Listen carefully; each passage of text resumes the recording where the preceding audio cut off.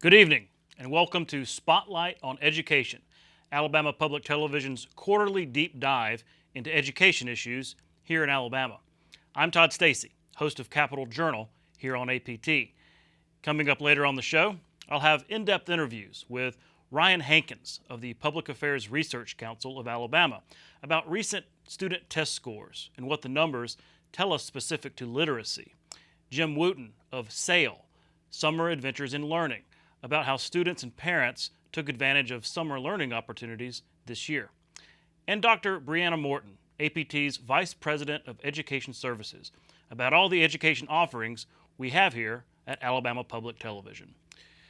Well, it's the start of a new school year, with most areas at least a few weeks into the year, and some as much as a month.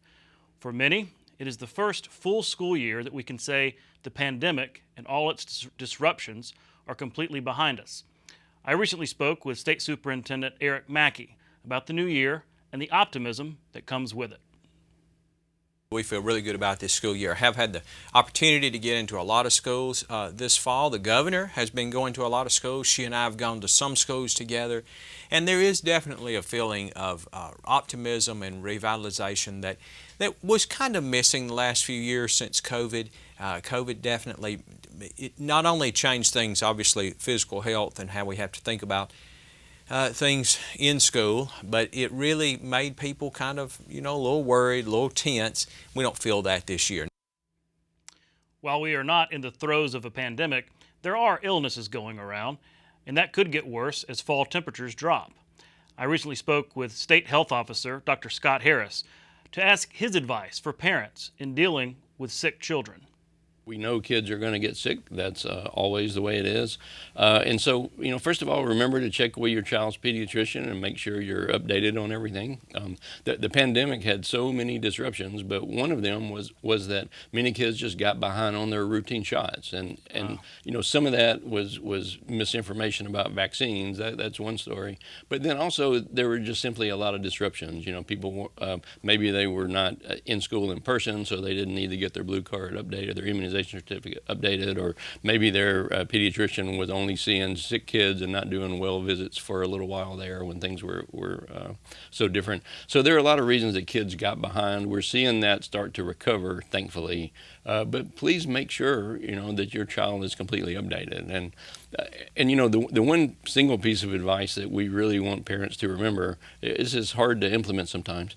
But if you have a sick kid, please try to keep them at home. Please try to keep them away from school. That's tough when both parents are working, and it's not always easy to get daycare. But please don't send your kid to school if your child is sick. The school nurse is going to be responsible for taking care of that situation, and they're going to have to call the parent to come pick them up anyway. This school year will be the first that the accountability provision of the Alabama Literacy Act will take effect. That law, passed in 2019, is designed to improve student reading with special focus in the early grades. Starting this year, students who cannot read at grade level by the end of third grade will not be promoted to fourth grade.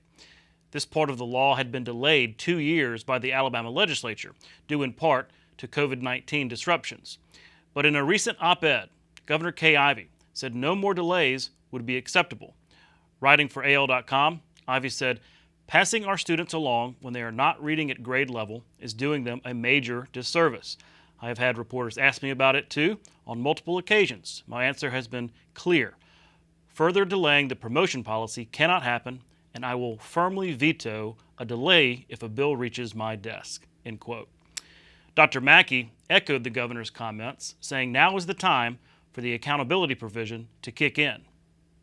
I've heard no talk from anybody about delaying again. I think that was certainly the wise thing to do. I know the governor felt pretty strongly about it as we came out of COVID, that we kind of get solid footing first, and then through the legislative process they decided to add another year, make it a 2-year delay. Mm-hmm. But this year, that's over. I don't see anything changing that. It is good for us that we know where we are this year. I feel really good about where we are with the interventions and the preventions. Remember, we've always talked about it's prevention over retention. So for those students who are reading below grade level, which we know, and the governor mentioned in her op-ed, is about 12,000 students. It has been about 12. Obviously, I can't predict what this year it'll be, but we think it'll probably be in that 9 to 10 to 12,000 student range. Very similar to what other states have done, who've looked at this same retention provision. And I think it's time. I think we certainly have to make sure that students who are moving on to 4th grade are reading on grade level, and that's a big deal to me, has been since the beginning. This week, Lieutenant Governor Will Ainsworth announced that the application process for a new $179 million grant program for K-12 public schools is officially open. The Alabama K-12 Capital Grant Program, created by the legislature last session, allows public schools to apply for one-time funding needed for capital projects, deferred maintenance, technology improvements, school security enhancements, or existing debt service. The legislature gave Ainsworth the responsibility of overseeing the grant fund, and applications can be submitted through an online portal. All school superintendents were sent an email with access to that portal. So if you didn't get the email, you might want to check your email or contact the Lieutenant Governor's office to be able to apply for those grant funds. Last year, Governor Kay Ivey launched the Turnaround Schools Initiative, a program designed to transform low-performing schools and the surrounding communities. These schools receive targeted support from the State Department of Education's Office of School Improvement, as well as several community and state partners. The governor recently visited such schools in Wilcox, Houston, and Montgomery counties to deliver and read books and offer her encouragement to kindergarten, 1st, and 2nd grade students. Karen Goldsmith has that story. Well, we've got, I think it's 15 schools that are in the turnaround group, and we just want to give them additional tailor-made resources per school to help them turn around and get better results so the students can achieve more and do better. So we are super excited about the governor's turnaround initiative. She has really invested major resources into making sure that specific schools across the state of Alabama can improve academically and behaviorally. So we are really setting the tone, the roadmap, the blueprint for what education should look like across the state of Alabama. And since these schools are the template for what improvement should look like, Dr. LaWanda Mitchell says being named a turnaround school is not a negative. It is not a bad thing to be on the governor's list. It's an amazing opportunity to really dream big, and that's what we want for all of our schools across the state, correct? Part of that dreaming big is also investing in the students' foundational wellness. Our students' mental capacity is a huge area that we must pay attention to. So when we're speaking on trauma-informed care, or really those social cues that our kids need in order to be successful, we're also honing in on those. So our goal is not just to affect the academic and the behavioral piece, but that mental piece as well. Montgomery Public Schools' Dozier Elementary is a turnaround school. We've shown growth for 3 consecutive years, and now we've been released from the comprehensive support program, where now we're considered to be a turnaround school. We're receiving a lot of efforts from, a lot of agencies from the outside to support our students as it relates to the reading, the math, the sciences. We're instrumental this year in implementing a STEM lab in our building. We're getting an arts education that's coming up. So the turnaround process is going to be a very effective process in creating opportunities for our students to learn. Their school was one of 3 Alabama Governor Kay Ivey visited, and she read several pages from this book. Where does cheese come from? The cheese was once milk that came from a cow. And the students in one class spontaneously peppered her with questions. How did you become governor? People of Alabama elected me. You get to vote one day. That's another reason you need to learn to read, so you can read about all the candidates and make a wise decision when you vote. Yes, sir. What is it like to be a governor? It's awesome. It's busy. Lots of responsibility. But my number one priority is making sure that every child in every school has a quality education. And the governor says she was proud of their curiosity. That's what we want students to do, is know and think and ask questions. they're being good students. For Spotlight on Education, I'm Karen Goldsmith. Randy Scott recently visited Lowndes County, where an economic development project is now doubling as an outdoor classroom with exciting opportunities for local students. Here's his story. It really is a unique opportunity, especially from education. Hands-on is what I call. I want children to come, adults, and hands-on, to leave with dirty hands and dirty clothes when they leave here. But exploring. Former businessman Dimp Bell is on his second retirement, so when he started thinking about his next adventure, he just looked down at the property he owns in Braggs, Alabama, called Cornwallis. So there's an opportunity for children, school grade, and adults on tours to be able to come and actually walk these creeks or walk the property, whether it be on the homestead or whether it be fishing or whether it be other areas of history and living history. It's a unique experience here in the Black Belt. It's a combination of all of it, which makes it very special. Bell discovered this property has a prehistoric past. Fossils of animals and plants going back 60 million years have been found here. The idea hit him that this would make a great teaching tool by getting people outdoors. There's an opportunity for children, school grade, and adults on tours to be able to come and actually walk these creeks or walk the property, whether it be on the homestead or whether it be fishing or whether it be other areas of history. A lot of things here to see and do. The bird watching, the fossil hunting, the artifacts, the information that you can gain about that. The artifacts that we found will probably be on display at some point. So kids can come and see that. It's quiet here now, but pretty soon work is going to start to turn this into what some are saying will be the largest classroom in the state of Alabama. And the folks behind this plan say it's going to take students on a trip back in time and get up close and personal with history. Paleontologist Jeff McGraw is working with Bell to help map this area for tours. Like we saw today, we saw oysters, we saw crabs, we saw all kind of marine fossils, and those things are here to see and touch. So they'll be able to go in and learn about habitat, the birds, different kinds of birds, the birds of Alabama. So they can pick that, or they can pick a tour where it's fossils or with the dinosaur. So they have like 3 or 4 different options they can do, as well as adults on tours. For Spotlight on Education, I'm Randy Scott. We'll be right back with more Spotlight on Education. Most children in Alabama don't have access to formal pre-K programs to help them prepare for school. But all children in Alabama have access to the children's programming on Alabama Public Television. And these programs are proven to help children start school better prepared to succeed.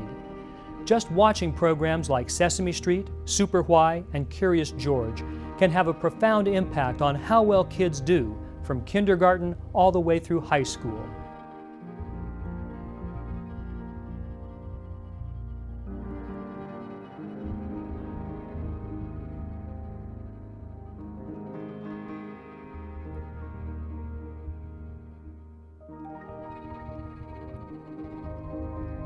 APT also provides training and resources to parents and child care providers throughout the state to help them make the most of these great programs. It's on-air pre-K every day on Alabama Public Television, and APT encourages parents to watch these valuable programs with their children. Montgomery native Percy L. Julian was an internationally acclaimed chemist. The third African-American to receive a PhD in chemistry, he specialized in the chemistry of natural products and their synthesis in the laboratory. This technology is very important in medicines, food products, paints, and firefighting foams, among other things. Julian received many awards, including election to the National Academy of Sciences and the National Inventors Hall of Fame. Joining me next is Ryan Hankins, Executive Director of the Public Affairs Research Council of Alabama. Ryan, thanks for coming on the show. Well, thank you, Todd. I know most of our viewers know PARCA very well because we stay in tune with your very valuable reports. But for those that may not remember, could you offer a refresher on what PARCA is and its role in the state?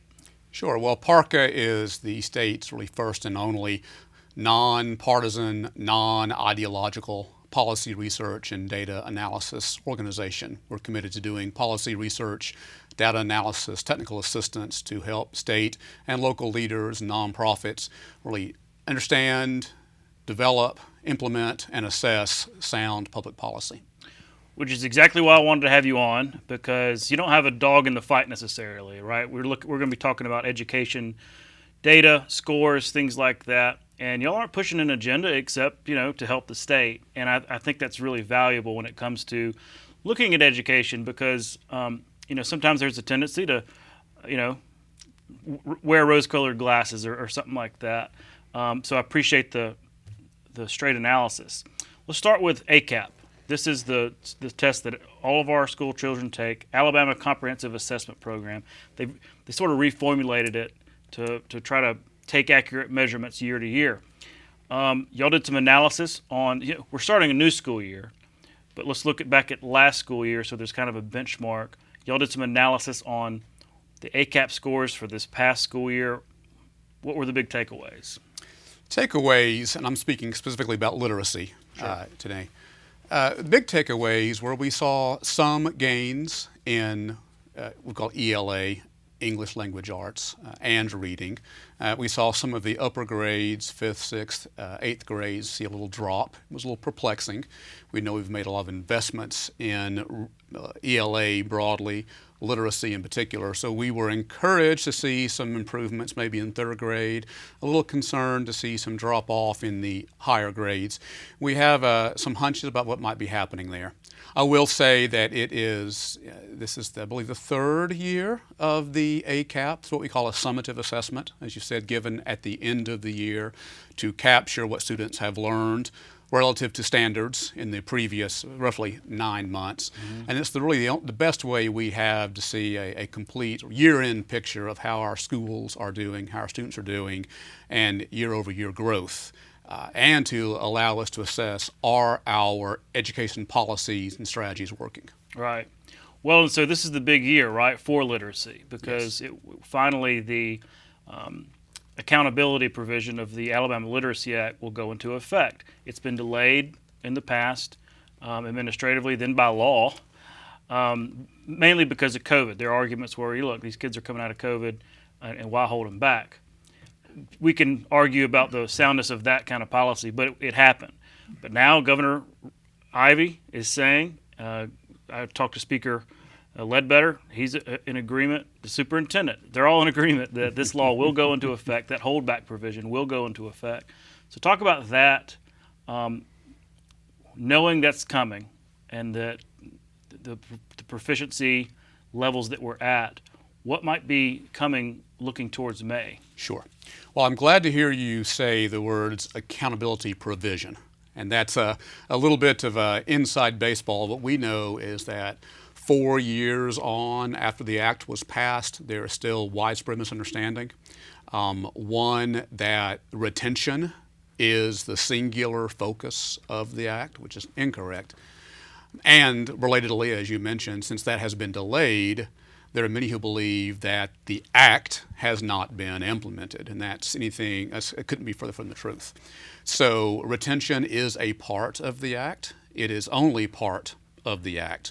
The other aspects of legislation were enacted beginning in 19 and continue to roll out, and those are all designed to really help us to help us avoid that worst case scenario of having to retain hundreds, thousands of 3rd graders. No one wants that. Right. So I want to first say that much of the act, really all of the act, except that accountability provision, has been in place for some years. And we're seeing evidence of that already.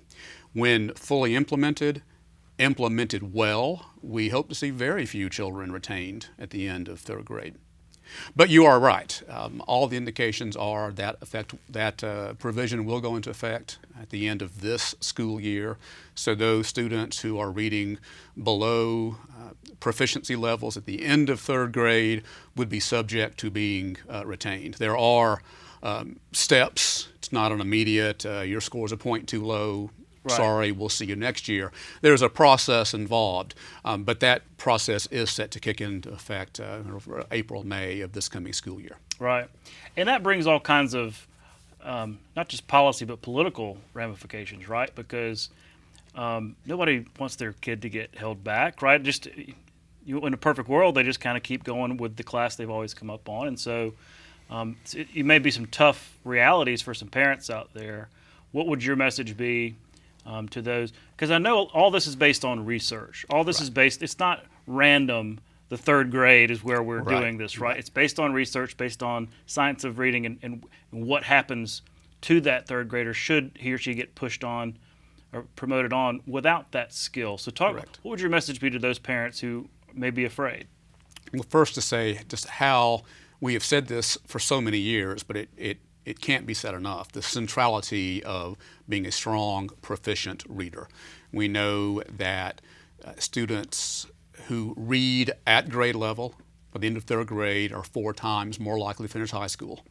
If you finish high school, your educational attainment increases, your employability increases, your income increases, your chance of being in poverty decrease, your likelihood of being incarcerated decrease. So really every metric we can have, educationally, socially, economically, point to the centrality of being a strong reader at third grade. So the subject matter is crucial, the age is crucial, and it's kind of trite to say it, but it still remains true that up through third grade, you are taught to read, you learn to read, and after third grade, you read to learn. So in fourth grade, reading is a given. Mm-hmm. And if you're not at grade level, you are behind day one, and you really, really, really have to work hard to catch up. But you are correct. Ideally, the Literacy Act begins, as I said, in kindergarten, if not before. So systems and schools are meant to be working to identify who are those students as early as first semester kindergarten who could be at risk of retention 3 or 4 years later. And then what must we do at the system, the school, the classroom level to give that student every support that they need. That includes, as you mentioned, science of reading. So we don't teach reading the way we used to. We don't teach reading the way you and I learned to read, or the way my daughter learned to read 10 years ago, 15 years ago. If you walked into a classroom today, you might not recognize what is happening in the room as reading instruction. It looks so different. But based on what we know about how young brains operate, how they process sound, how they process visual clues, it's much more advanced than it was even a few years ago. So we're training teachers using this curricula letters of how to understand the brain, how to understand how young learners learn, and then how to capitalize on that to teach reading. So the days of see, spot, run, and what does an AE say, those are long gone. We also know that tutoring is important, that summer learning programs are important, summer camps. So systems that are committed to this are seeing extensive use of letters-trained teachers, extensive use of literacy coaches, principals who have been literacy trained, extensive after-school, before-school tutoring, summer camps. So I would say to a parent, find out if your school provides those services or where to access those services. There is money available. They should be available. Ideally, schools are promoting that to at-risk students, but it's always parents' responsibility, I believe, fundamentally, to find out and take advantage of those resources. Also, if parents are concerned, they can inquire about their students' performance, in kindergarten, first grade, second grade. The schools know what students are on what trajectory. That might not be always released publicly. It might not always be very clearly told to the parents, and there's no subterfuge there. It's just, as a parent, we get so much communication from our schools. It's hard to know what's what, but a school, a teacher, a literacy coach would love to help a parent understand where their child is on that progression to third grade mastery of reading and what they can do to support their child's growth. That's good advice. Thank you. Isn't it true that we really based our Literacy Act off of similar laws in Mississippi maybe also Florida and some of the success that they've had there. Talk about those states. They're obviously further along. Can we track the same kind of progress? Obviously, they made huge strides in Florida. They're starting to make gigantic slides in Mississippi. Yes. Can we make the same kind of strides based on the fact that we fell behind there for a while? Right. Well, you've asked a lot there, and I'll say what people are often surprised to learn is that, yes, our Literacy Act of 2019 is modeled in large part off of Mississippi and Florida. Their literacy acts were modeled in part after another act which was done in Alabama. So we're in some ways replicating what we used to do. Is that the old Alabama Reading Initiative from the 90s and, yes. and 2000s? So there's a little bit of a deja vu here. If you look back at our national scores early this century, we were at the bottom in 4th grade reading, 8th grade reading, and we set about trying to identify what must we do to change that narrative, because we believe Alabama kids can read as well as any child in the country. And we put money into new reading programs. We put money into reading coaches. We tried new innovations, and it worked. And by 2011, Alabama students were reading scores with the national average. So with using Alabama ideas, Alabama teachers, Alabama students, our kids read at the national average. Funding changed, recession implications hit. Schools begin to redirect their reading coaches to other projects, and what you saw was that steady increase begin to be a steady decline. And now we're right back at the bottom of the barrel again. Meanwhile, Mississippi looked across the river, saw what we were doing, adopted some of those ideas, modified them, added what they had since learned, the science of reading, and they have seen steady increases. So now where we're at the bottom of the country, Mississippi is now really at the national average. So we can do it again because we've done it before. This is not a hunch. This is a track record, a path that we have trod. We can do it again if we have the commitment to do so. But it sounds like there's a lesson there in keeping the commitment, keeping your foot on the gas, Yes. as maybe one way to put it, not losing focus. Because I've heard people say the same thing, from Dr. Mackey to others, Mark Dixon, talking about, if we just wouldn't have lost focus, man, what could be happening right now? Right. So I guess that's a lesson for the future. We lost focus because we lost some money. As often is the case, it's scant resources. So at the moment, we are flush with cash. The question is, when we're not so flush with cash, will we have the commitment to continue to put money into literacy, to restrict coaches to only supporting literacy and not doing other projects in the school? Will we continue to put additional supports in low-income schools and students who need extra help? That is expensive, but the frustrating thing about 3rd grade reading is there's a new 3rd grader every year. Mm-hmm. And it doesn't matter what we do this year. If it works, we've got to repeat it next year and next year and next year. And this is not an investment that we can make for a few years and scale back on it. Well, that's exactly why we want to have the conversation, the policy conversation here for all of our policy makers and lawmakers in the audience. It's an important conversation. I appreciate you coming on. Thank you. Before I let you go, y'all have a really exciting event coming up with one of my favorite historians. And so I wanted to get you to plug the event. Sure. Well, we will have Doris Kearns Goodwin, historian and author, Pulitzer Prize-winning author, speaking at our speaker series on Tuesday, September 19 in Birmingham at the Red Mountain Theater.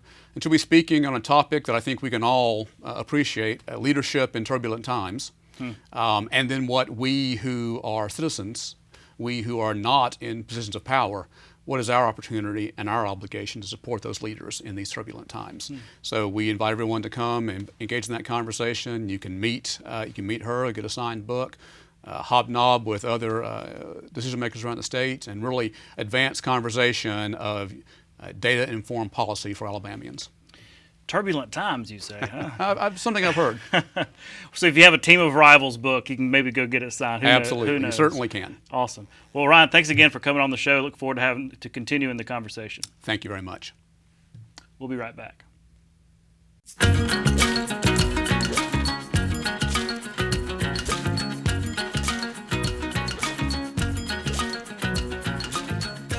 Alabama Public Television's Ready to Learn service is on the road every week, providing on-site workshops, resources, and books for child care professionals, teachers, and parents across the state. On the go, helping children grow. Alabama Public Television. My son's name is Nathan. Nathan is a welder. He enjoys it, loves it. So my plan is that he would graduate from private high school and go on to Auburn University, which is where everyone on his dad's side of the family goes to college. It's very obvious now that I have the ability to step back. He does much better hands-on learning. Nathan had taken a tour at a local career technical school and was very interested in the welding program. My initial reaction about a career technical school was probably the farthest from the truth. You know, I was projecting my thoughts onto him and my expectations onto him, and it really took a lot of mom maturity to step back and just step up and be there for him. After high school, Nathan found a welding job very quickly. I would say within 3 weeks of graduation, he was working for a local contractor. I remember having a conversation with my own mother, and she said, "Is there really any money in welding? What exactly do welders do?" So as a 19-year-old, he's making $47 an hour. Right. So I thought I was raising a CEO, and as it turned out, I was raising a welder. Who knew? Nathan knew.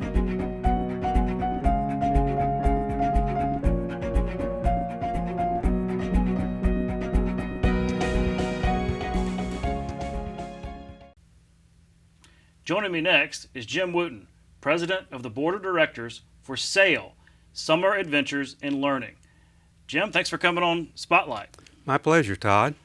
I was hoping before we get too deep into the weeds that you could sort of remind our audience or educate them about SAIL, its background and its role here in Alabama.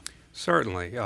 Todd, I like to describe SAIL as a collaboration, or we like to use the term community, of organizations that conduct high-quality summer learning programs in Alabama.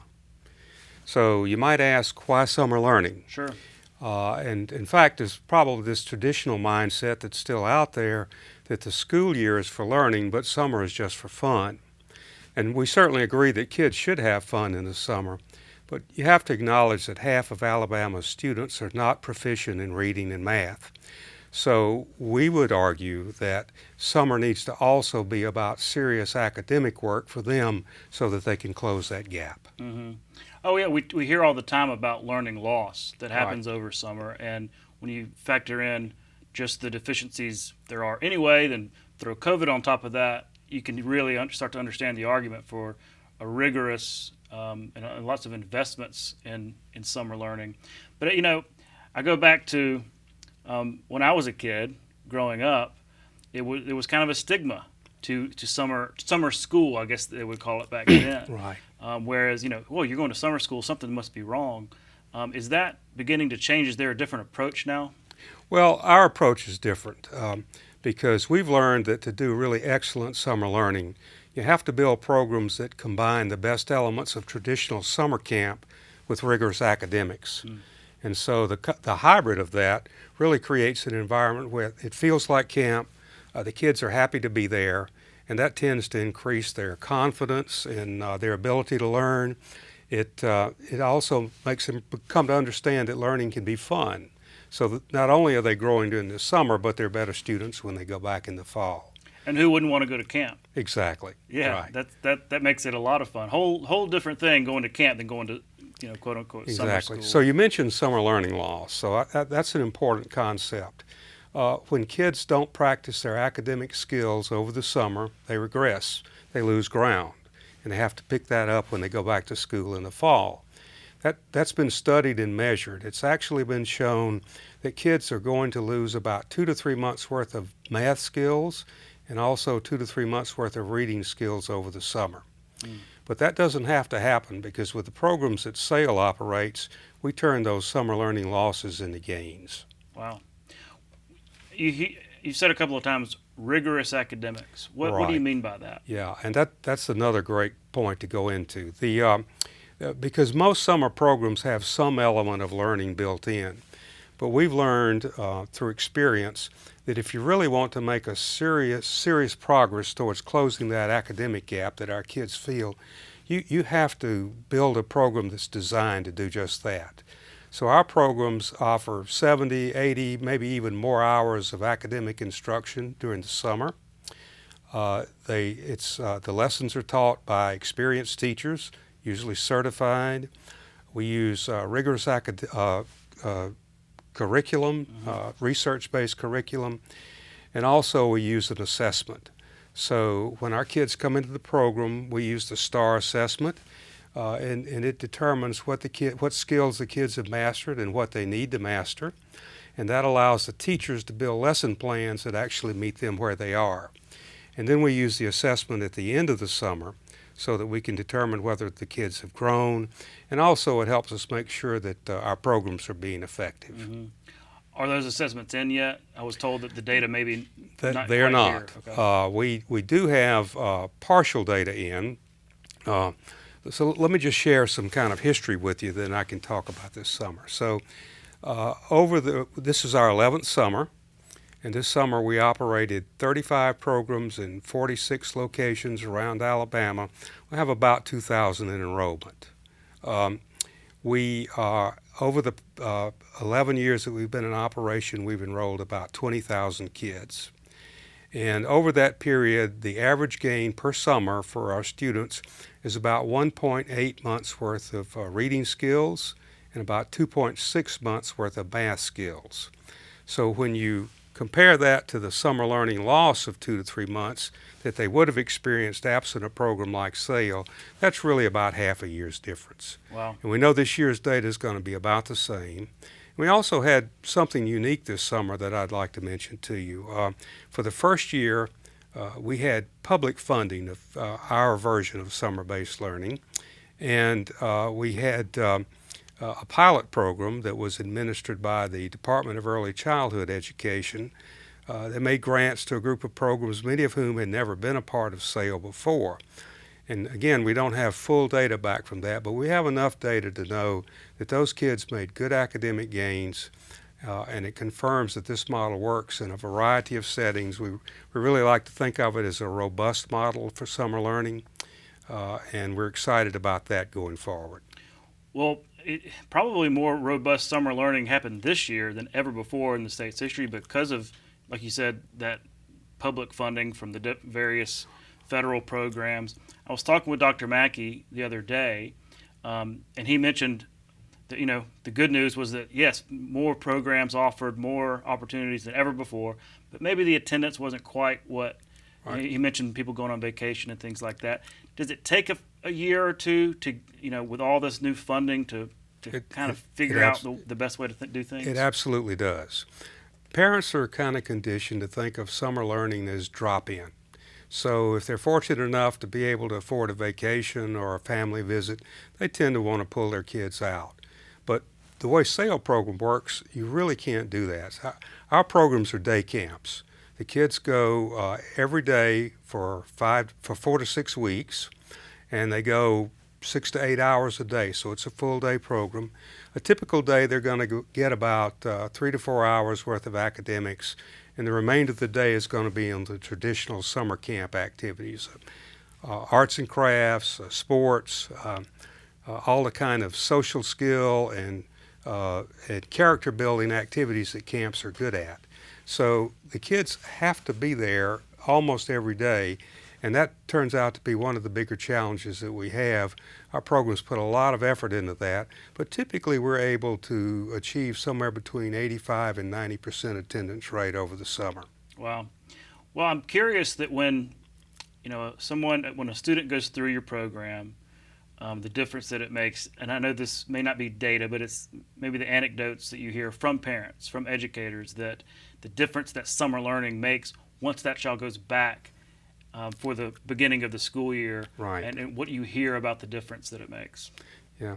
So when we're successful, our kids are going to go back to school in the fall and tell their friends that they had a great time at camp last summer. But their teachers are definitely going to be able to tell that serious learning went on. And it's that dynamic of camp with learning built in that really makes this program so successful. Todd, we call this community-based summer learning.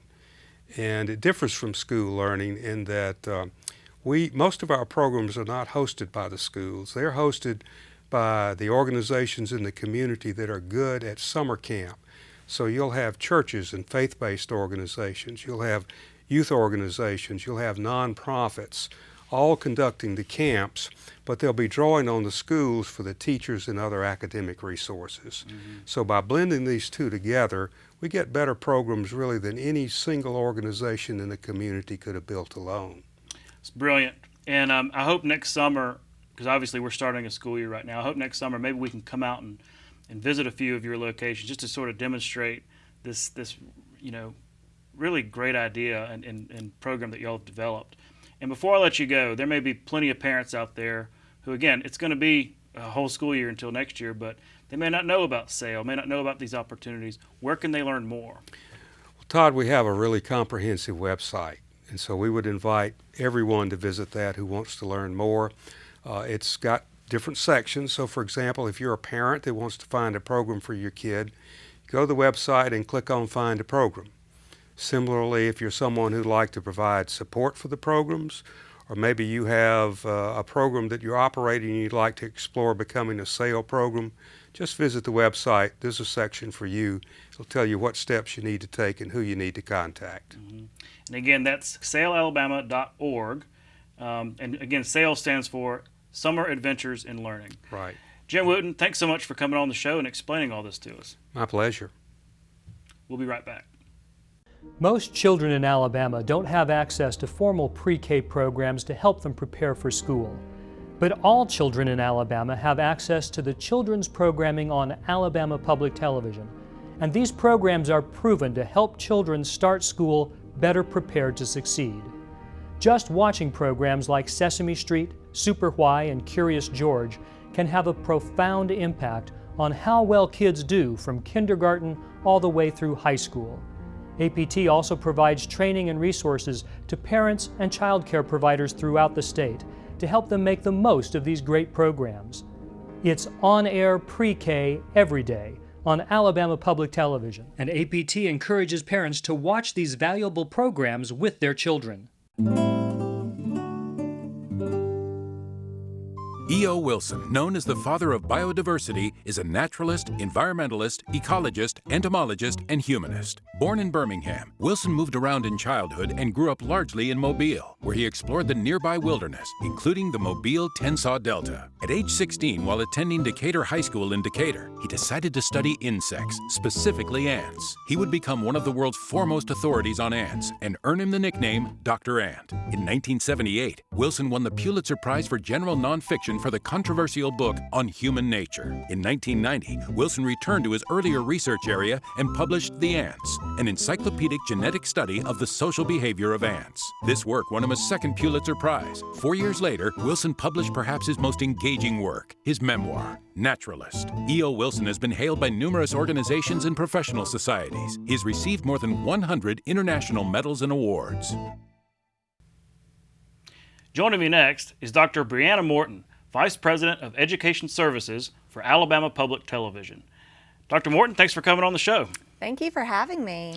I've been eager to have you on because as your role has grown here at Alabama Public Television, I've learned so much. I'll admit, when I first came on, I wasn't aware of all of the education offerings, the valuable education offerings that APT offers. But as you've come on and sort of illuminated all these things, it's been a lot to take in. So could you kind of walk our audience through, soup to nuts on what the kind of education offerings, at least the basics, because I know there's a lot, that we offer here at APT? And you're not alone, because I was a classroom educator for 10 years and a school administrator for 2 years, and I was not aware of all of the valuable resources that APT has to offer. So when I started a year ago, I was really overwhelmed by all of the resources that APT offers. So we offer resources for caregivers, for teachers, for students, and for just citizens alike who are interested in understanding more about the education of youth and about how to empower youth for improving education. So there are on-demand courses for caregivers to take, and those are classes that you can take at your own pace, on your own time. There are face-to-face courses or trainings that you can take, workshops you can take. There are online trainings that you can take that are set at certain times, and there are trainings that you can take across the state for K-12 educators, or we have even adult learning instructors who sign up for some of our courses. We also have professional development courses that we offer for really anyone who's interested, but it's mostly geared towards K-12 instructors. We offer a lot of programs for professional field trips. So we go across the state to historic sites and offer field trips for educators to learn more about historic sites or historical figures across our states. A lot of information. Sure. Well, and I want to get to some of those specifics in a minute, but tell us about your background as an educator and how that lends to your new role here at APT. Absolutely. So I spent 10 years in the classroom as a career tech educator, and I was really interested in career tech because I was very invested in the future of our students and workforce. And I wanted to empower our students to find their desires and find their passions in what they wanted to, or what problems they wanted to solve in the world. And from there, I became a school administrator, and once again, just wanted to help students find their path in life and problem solve, find ways to deal with difficult situations. And after I left the school setting, I became an executive director for a nonprofit and worked with students and parents across the state to help underserved youth get into colleges and universities of their choice. And that led me to Alabama Public Television in 2022. So I've been with APT for a year now, and using my background with working with students and working with parents, it's really kind of lent itself to that. And knowing what teachers and educators are going through right now, particularly post-2020, I feel like I have an understanding of what their needs are, but also understanding what parents' needs are. I'm a parent of a 5-year-old, a 10-year-old, and a 14-year-old. Oh boy. So I definitely know the spectrum of elementary, middle, and high school. And so I want to make sure that students and teachers and parents have what they need to be successful in life. As I was going through the website, which is really easy, by the way, aptv.org/education, and there's just a wealth of information. But what I was really noticing is for parents, so many times parents may not know, what resources are out there. They want to do a good job. Obviously, school's doing, more than it ever has before. But as a parent, it's hard to know exactly how to do more, how to offer that more instruction at home, but it's all right there. There's so many great resources. Absolutely. So if you have a problem area or if you have a question, you can literally type it into the search engine and you can find solutions to those problems. And if you don't know, you can always reach out to us and we can guide you. We can lead you to wherever it is that you need to go. And there are real people at APT. Like, we can guide you. We can lead you to where you need to be. We can provide you with the resources that you need, and we can even develop trainings that are necessary for particular problems that are existing in our schools today. And because it's public television, it's all free. Absolutely. And available to the public. Yeah, no cost. Talk to me about this certified teacher program where you're taking those who have already been certified, but really getting them up to speed on all the education resources that we offer. Absolutely. I'm very excited about this. So we want to empower teachers and bring them into the APT family. So this is a brand new program. It was just piloted in February of 23. And what it is, it's a 3-tier program. So you can become an APT K-12 certified educator. And as you mentioned, you must already be a certified educator with the state of Alabama. And it is an online course. It's on demand, so you take it at your own pace. And it's really just showing us that you know how to navigate the website and you can use those resources in your classroom. And once you have demonstrated that, then you will become an APT K-12 certified educator. And then the next step, if you desire, is you can become an ambassador and then an advisor. So it's a great program to get more involved in your school, in your community, and with APT. You mentioned adult learning. And that can be different things. It could be professional development. It could also be earning your GED, right? Going back and making sure you've got that GED. Talk about that program and why people should be aware of it. Absolutely. So I believe that learning should exist at any age, and honestly, we should all be perpetual learners. So with the GED program, we work with community colleges. We also have a program, Fast Forward, where we work with Kentucky Education Television. And with Fast Forward, that is a supplemental program that can help learners just with additional resources to provide them with access so they can earn or obtain that GED. Well, we know credentialing is so important, right? You talked about workforce development and your background in career tech. There's so much focus on that right now because, yeah, sometimes it takes that credential or that there's some kind of barrier to entering the workforce. And it's great to know that there are resources right here for free that you can utilize to prepare for that GED. And I really wanted to highlight the new, I guess it's new, the Teacher of the Month. We have a new Teacher of the Month, and this is going to be a thing going forward. Yes, I am so excited about this because I feel like we have so many incredible educators across our state, so many incredible students, so many incredible things that are happening in education across our state that are just not getting the amount of attention that they deserve. And so APT is so proud to sponsor the inaugural Teacher of the Month program. And so we just kicked it off last week. And Susan Norrell from Daphne Middle School was named our August Teacher of the Month. And we can't wait to name our September Teacher of the Month coming up at the end of this month. And so we want individuals, anybody can nominate a teacher. And the nomination form is on our website, and you can be nominated as many times as you desire. And if you are not selected, that nomination will just roll over for subsequent months. How about that? Well, you heard it here. Go ahead and nominate that special teacher. That's really great. I mean, you're right. So many great teachers, they deserve recognition. I think it's a great thing to do.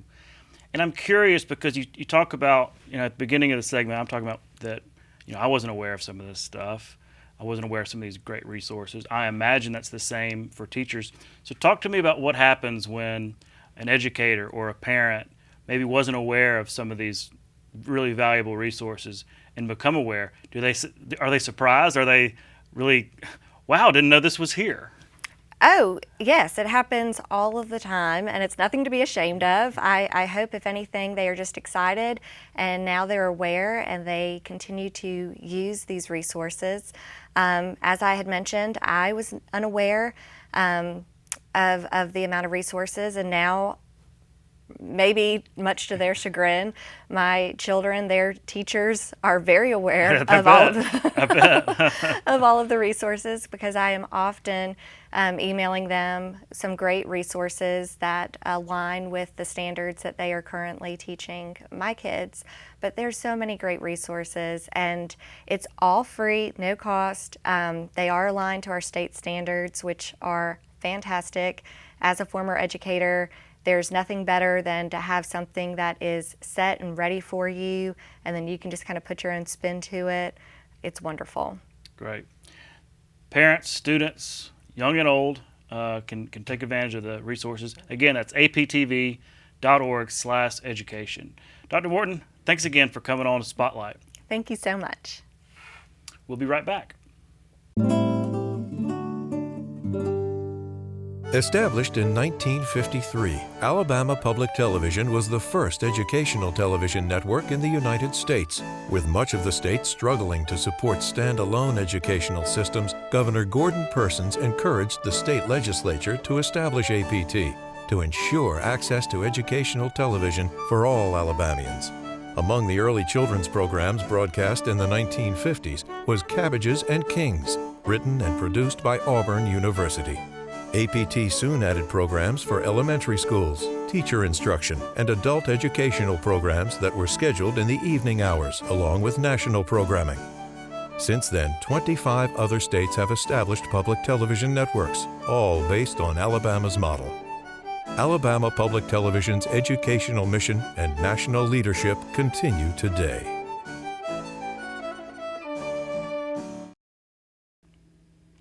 Thank you for watching Spotlight on Education. If you have ideas or suggestions about education topics we should cover in the future, please let us know. You can email me at tstacy@aptv.org. And don't forget you can watch Capitol Journal every week to catch up on what's happening with Alabama government and politics.